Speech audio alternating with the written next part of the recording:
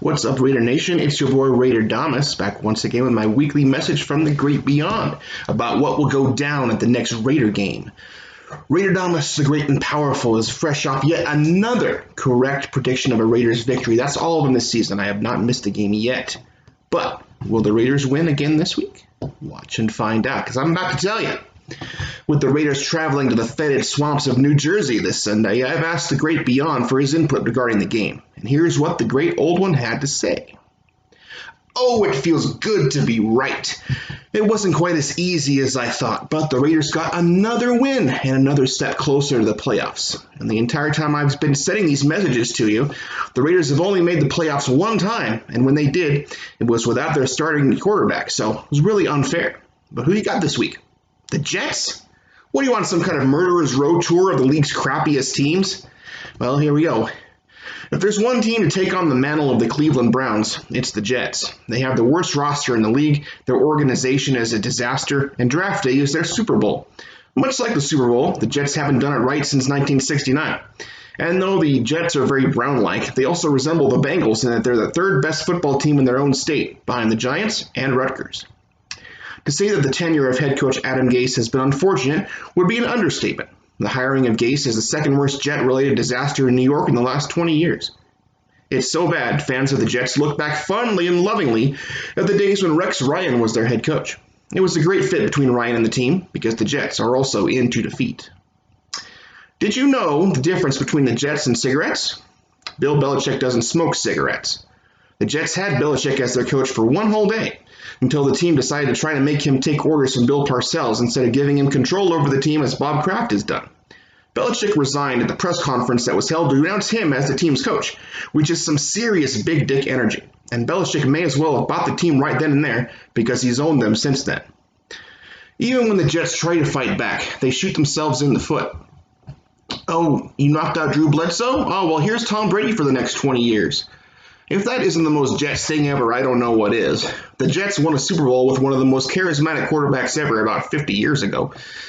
But still, to this day, their most memorable play ever is and will always be Mark Sanchez running into his own lineman's butthole on national television en route to a blowout loss against the Patriots.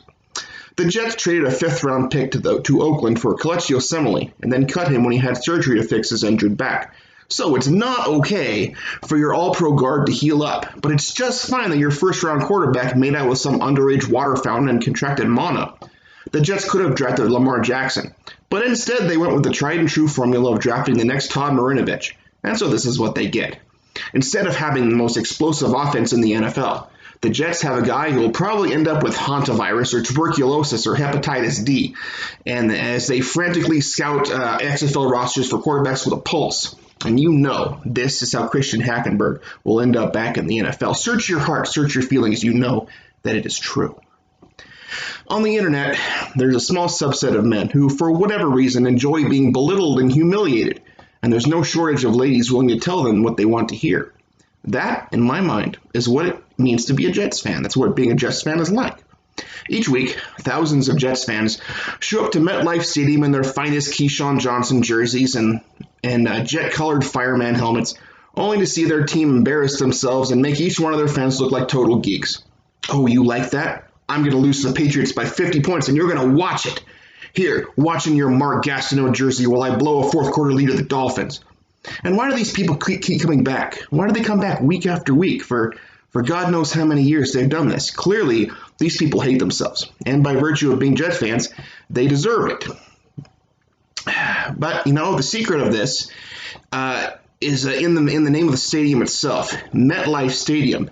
MetLife. It's the life of the Mets, which has always been to be pathetic and sorry while watching the Yankees win everything and steal your girlfriend. These people have been waiting on the Jets to show up longer than the families of the people on Malaysian Airlines 380. The one thing Jets fans have is that every week they prove to America that they know how to spell Jets, Jets. Ask them to spell Giants, though, and they'll have trouble with that soft G. As New York is a massive market, there is lots of Jets merchandise all over the place.